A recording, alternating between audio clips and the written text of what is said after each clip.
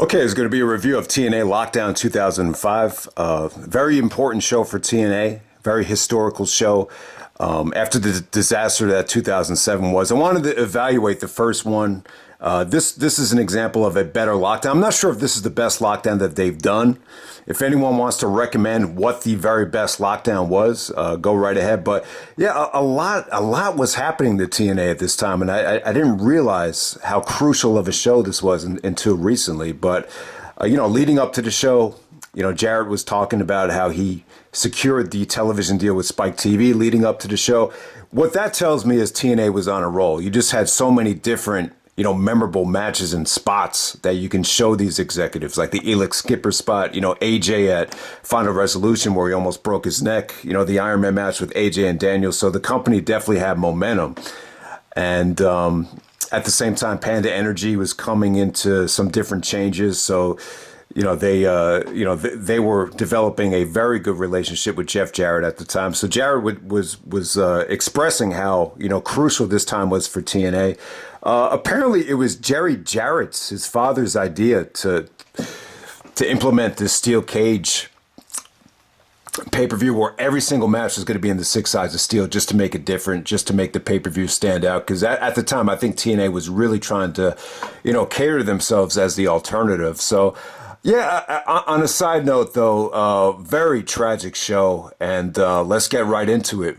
First match tonight, we got Apolo and Sonny Siaki taking on Chris Candido and Lance Hoyt. Ultimately, it really does seem like this is the match that triggered the death of Chris Candido. So if you don't know Apolo and Sonny Siaki, really big jacked up guys. Siaki really looks like a combination of The Rock and Russell Wilson, like on steroids. Like, that's the best way to describe him. He basically looks like Russell Wilson on steroids. Russell Wilson's actually the quarterback for the Seattle Seahawks. I think he just got traded to Denver in the offseason. But yeah, a very tragic match. I think there was a drop kick from Siaki to Chris Candido, and as Candido's coming down, his ankle gets trapped in between Siaki's legs, and it just snaps. He breaks his ankle, and they take him out of the match. So yeah, I mean, right there, that just shows that the drop kick is a very dangerous spot, especially when both wrestlers are landing. You really got to make sure you don't get tangled up, and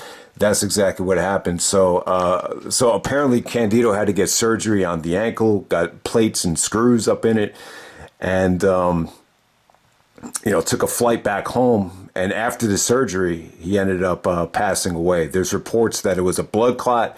His brother came out and said that it wasn't a blood clot. It was a acute pneumonia. That's why Candido passed away. But yeah, I mean, I remember ECW One Night Stand. If you go back, I wasn't aware of Candido's death until the Lance Storm Chris Jericho match from One Night Stand. If you remember in that match, they were chanting Chris Candido's name because he had just passed away.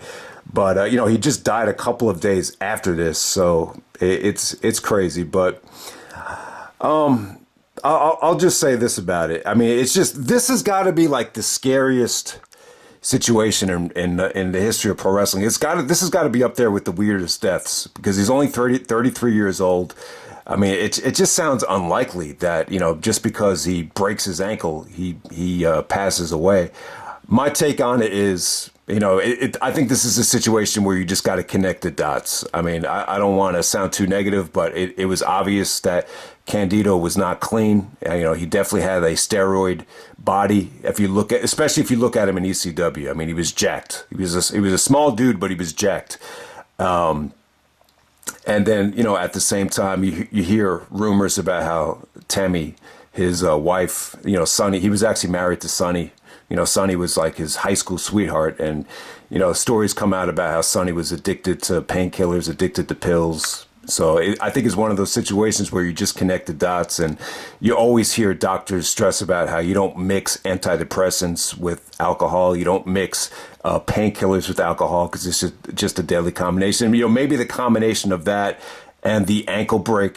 You know, anytime you sprain your ankle, break your ankle, you could see, you know, the black and blues and all the blood just sitting in the ankles. So, you know, the blood clot actually sounds reasonable. It really does. I think the combination of the blood clot with, you know, everything else that was going on in his system, you know, maybe that was the cause of it. But yeah, it's a scary death. You know, it actually came out that CM Punk, you know, referenced this death in 2014. He had surgery on his elbow, and he was just very scared and hesitant about continuing on after the surgery because of what happened with Chris Candido. So yeah, that's really interesting. So yeah, maybe you know, Punk leaving the company in 2014 had a lot more to do with Candido's death than anything. So it definitely probably crossed his mind. So there you go with that. I mean, in terms of the actual match, Candido got taken out right away. He was barely even in the match for like a minute. And then, you know, I'll give Lance Hoyt credit, though. Lance Hoyt put up a nice fight against Apolo and Siaki, and, you know, they made the best of it. It, you know, probably was the weakest thing on the show, but move on from there. Next up, you got Dustin Rhodes taking on Bobby Roode. This is actually a Prince of Darkness match. So it's 2 out of 3 falls. The last fall, you got to be blindfolded.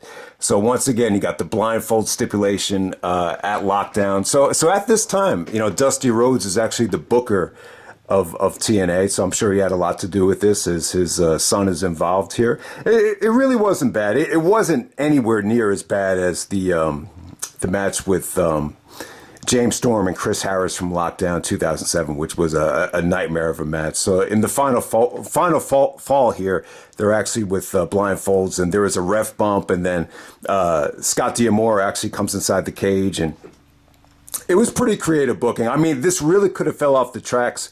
Dustin actually got the steel chair and clocked Bobby Roode, and it actually had a pretty good ending. It wasn't that bad. I thought it could have been a little bit worse, but yeah, it was definitely overbooked, and it just kind of felt like, you know, Lockdown, every single match being inside of a steel cage. It felt like there was pressure to add these stipulations just to kind of spice up the show so people didn't get bored of the cage. So maybe that's why they did it. But yeah, I wouldn't say it was good, but it wasn't the disaster that the 2007 one was. Okay, next up we got the #1 contenders match for the X Division Championship. This is a 4-man escape match. Very famous match. This was actually on the Best of the X Division DVD. It's pretty much just known for the Trinity bump, but let's get into it. We got Shocker. Shocker's actually from AAA. He's he looked pretty old. You know, I imagine Shocker was a veteran Mexican wrestler. He had bleach blonde hair. You can really see he had good lucha fundamentals here. I wouldn't say it was a great showcase from him. I think if you went into this thing not knowing who he was, there's a chance you might be a little bit underwhelmed. But ultimately, I thought Shocker had a good showing. You got Chris Sabin out there. You got Matt Bentley with Trinity. And then you got Sonjay Dutt. So if you haven't seen Trinity yet, she's like a, you know, kind of more of a Sicilian-looking version of Lita. You know, she's got dark hair. She's really tan. You also saw Tracy Brooks interfere in this match as well. But yeah, pretty good stuff, man. Really, really good. I thought Sabin probably stole the show from an athletic standpoint. You saw a lot of beautiful tornado DDTs from him. I thought the X Division guys did shine here. Sonjay did his thing. Matt Bentley did some creative bumps here. There was some good creativity. And Shocker really got to show his fundamentals. But more than anything, Trinity does a moonsault off the top of the cage. You can see the thong sticking out just like Lita. And yeah, so I thought that was pretty sweet. You know, I would just say this: the Trinity bump just kind of overshadowed the X Division guys, and in some ways, I thought it kind of took away from the match. But it was still a memorable spot. You know, added up to the highlight reel for TNA on that one. Ultimately, it comes down to Shocker and Sabin. So when it comes down to two guys, you have to escape out of the cage. And yeah, they're just kind of slamming each other's head up against the cage. Ultimately, Shocker drops before Sabin. Shocker gets the title shot against Christopher Daniels at Hard Justice, and we move on from there. But ultimately, I thought this was a good escape match. I didn't think it was great, but it was probably a little bit more memorable than the Lockdown 2007 opener. Okay, next up we got Jeff Hardy taking on Raven. This is a 6 sides of steel tables match. And I'll tell you what, man, it felt a lot longer than 12 minutes. It really did. At times, I felt like it was a mess, but at the same time, it's tough to make a tables match work, especially when you're trapped inside of a cage.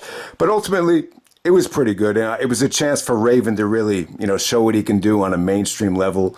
He didn't really get a chance to show a lot of, these types of matches in the WWE. And, the handcuffs were off Jeff Hardy, and, they were able to do their thing. I mean, really lots of memorable table bumps. Jeff actually did the Swanton splash through the table and missed Raven. So you got to get the guy through the table.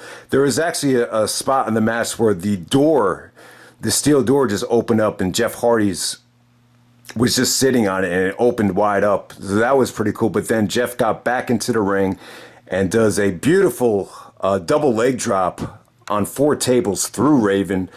So it was pretty cool. I mean, you could argue that it was a mess, but at the same time, it was really the first time Jeff and Raven were, allowed to go out there in TNA and just kind of, recapture the magic from ECW or the Attitude Era.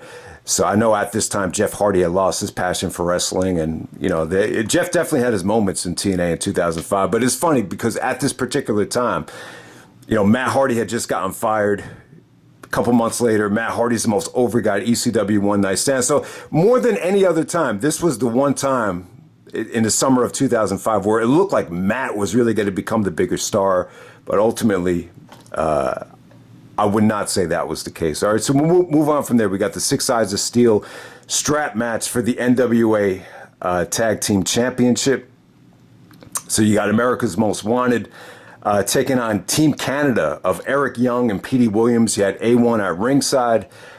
And this is pretty cool. This was probably one of the better basketball analogies I've ever heard used in a wrestling match. So Mike Tenay and Don West actually said that Team Canada is implementing the full court press right away because you had A1 at ringside interfering. So Team Canada pretty much dominated this whole thing in the beginning. But good match right here. I thought you had a really good comeback from Harris and Storm. Harris was, outside the cage the whole match, just struggling to get back in. But once he did get back in, pretty cool stuff, man. Especially that powder spot where Eric Young actually takes the Canadian Destroyer after Petey Williams gets blinded. That was really, really cool. And yeah, AMW was all bloody, but they had a nice comeback. The finish was great. They hit that double team guillotine leg drop to get the victory there. So yeah, more good stuff between AMW and Team Canada. I remember all their matches being really good.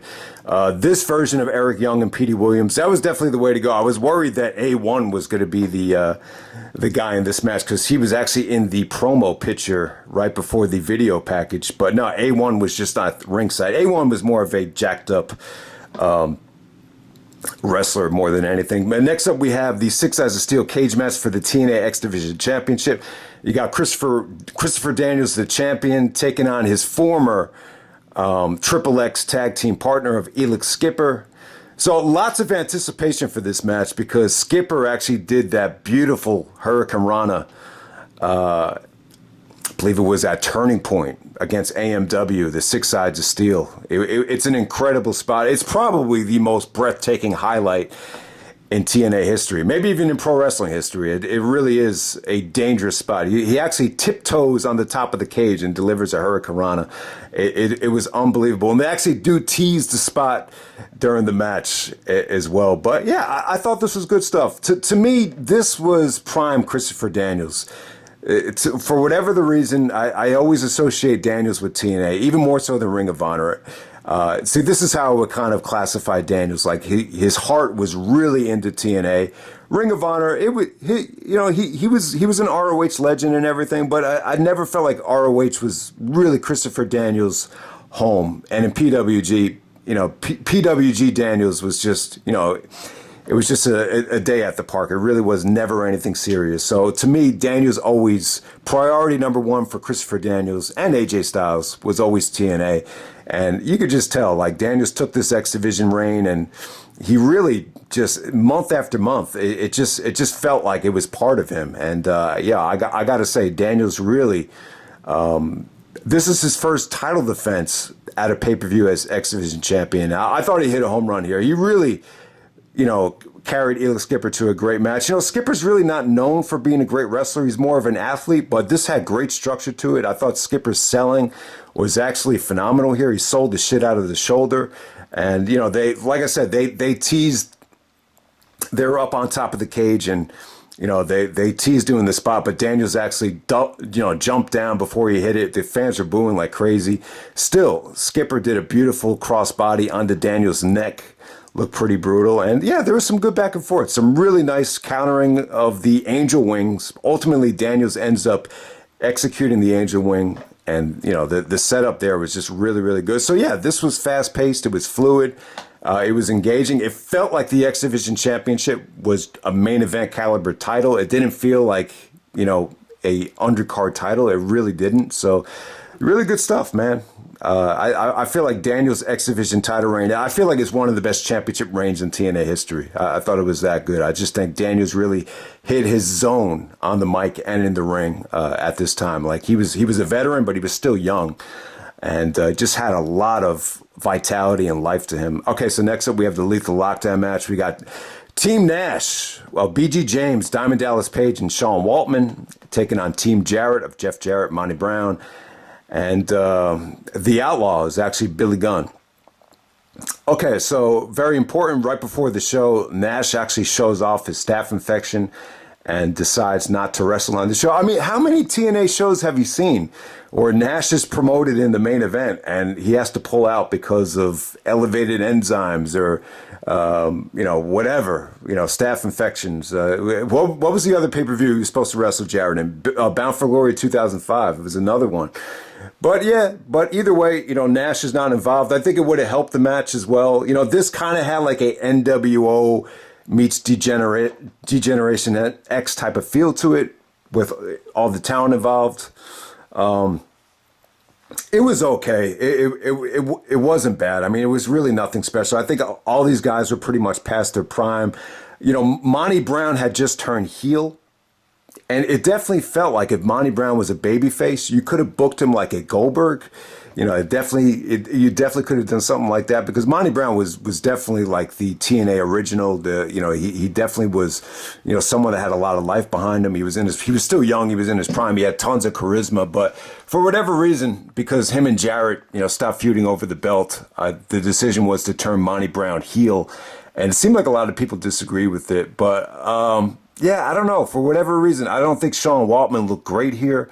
He actually got the pinfall on Monty Brown by rolling him up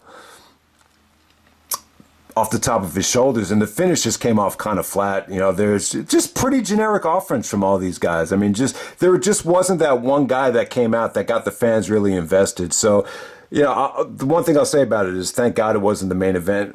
Ultimately, I thought DDP looked good. I know DDP was going through some, injuries with his neck. I thought he was never going to wrestle again. But, considering his limitations, I thought he looked really good here. But, yeah, there was really nothing special about this match. I mean, we crap on Lockdown 2007, that pay-per-view as a whole. But that Lethal Lockdown match from '07, when it was Team Angle versus Team Christian Cage, that match blows this one away. This just didn't have, anyone that, the fans wanted to see. Jarrett as a heel here, it was just pretty generic.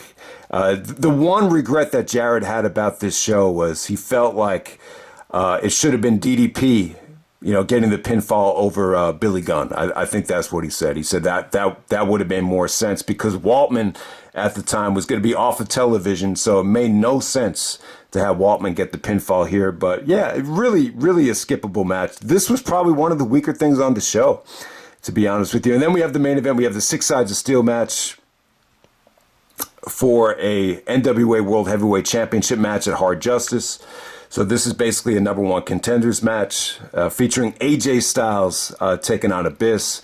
I would say this is a dark horse for TNA Match of the Year for 2005. I know the Unbreakable 3-Way gets a lot of love.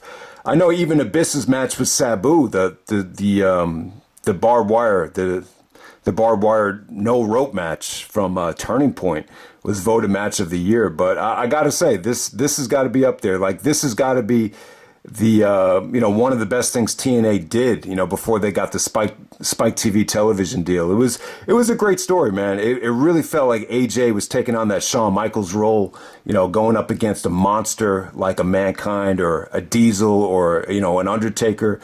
So it kind of had elements of all those like HBK babyface matches. But yeah, I mean, straight out the gate, AJ actually comes out to the ring first. Before Abyss could even get in the ring, AJ does a plancha over the top rope onto Abyss. It's a must-see spot. So AJ was fucking awesome in this match, man. So this is prime AJ Styles. It's almost, AJ definitely had like a feel of, Rob Van Dam and ECW here, where, his match, even though it's not for a championship, it's an attraction on its own. I mean, some of those steel cage shots where Abyss slams the door on AJ's face, it looked brutal, man. It looked nasty. I mean, AJ got all bloody, but it's almost like, how did you take that bump and not like break your nose or, break your face? It looked I mean, they made it look worse than it was. I mean, you got to see it to believe it. I mean, really, really cool stuff, man. So many must-see spots here. Obviously, Abyss brought out the thumbtacks. The Styles Clash through the thumbtacks was definitely a highlight. Abyss trying to choke AJ with the chain, off the cage, and AJ countering it into a sunset flip to get the victory. That was a must-see finish.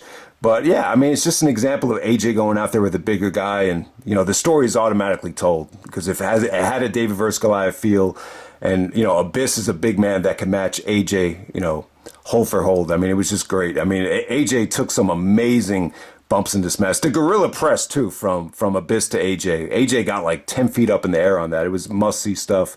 Very emotional match too. There was even some people there was this one Latina girl that looked like she was crying, like tears of joy, after the match was over. So yeah, awesome match. It was definitely the way to go. Obviously, it wasn't for the championship, but considering the limitations of the guys in the Lethal Lockdown match, there was no better way to end the show than, with AJ and Abyss. So TNA was definitely on a roll. I wouldn't say the pay-per-view was great, though. It definitely felt to me like the pay-per-view definitely had a lot of flaws to it. I mean, there's really only one great match to check out, AJ and Abyss. I'm going to say Christopher Daniels and Elix Skipper had the second best match on the show. And yeah, I mean, there was some really fun stuff. The Escape match has a memorable bump from Trinity. The Tables match, obviously Hardy in a steel cage match with Tables and Raven. You know what to expect there. The tag team match with AMW and Team Canada was actually really good. So yeah, this was a much more well-rounded, consistent show than Lockdown 2007, but it still has its flaws. The production values weren't great. It felt like the ring was not mic'd properly, and the commentary was a little bit louder than the actual ring sound. I'll definitely say that. And from a production value standpoint, video packaging, I think TNA definitely did get a lot better. So there's definitely a lot of room for improvement. So yeah, I wouldn't say this is great. I know the TNA 2005 pay-per-view run is very critically acclaimed, but I can't say the pay-per-view from top to bottom was anything amazing. I would say this is like a 7.75, 8.0, and that might even be generous. But if there's one thing you're going to check out here is AJ Styles and Abyss. The match is awesome. It's definitely a top 5, maybe top 10 match that TNA had in 2005. I mean, obviously they had a lot of match of the year candidates, but this probably would have been TNA match of the year for any other year. Other than, obviously 2005 had the most competition, but this has got to be up there, man. It's probably the best match Abyss had ever had. And I know the final thoughts here about AJ's mentality going into this. Apparently AJ was hot as hell, going into this match because he was under the impression that, the main event was going to be the only steel cage match. So he was nervous as hell when he found that every single match was going to be in the steel cage. He was hot. I think he said it on his DVD. Maybe it was Phenomenal Volume 2 or whatever. I think it was Phenomenal Volume 2 when he was talking about how pissed he was that every single match was going to be in a steel cage. But they still went out there and got the job done. It still felt like an awesome match. To me, it didn't feel like anything like, oh, I'm sick of watching steel cage matches by that point in the show. It's like, no, you got AJ and Abyss out there. These guys know what they're doing. It did not matter that the rest of these matches were steel cage matches. So thumbs up to the main event, thumbs up to the middle of the card. It kind of got off to a rough start with the Candido injury and, the blindfold match. But ultimately, this is a pretty good pay-per-view for TNA. A good start for Lockdown, and I'm out. All right.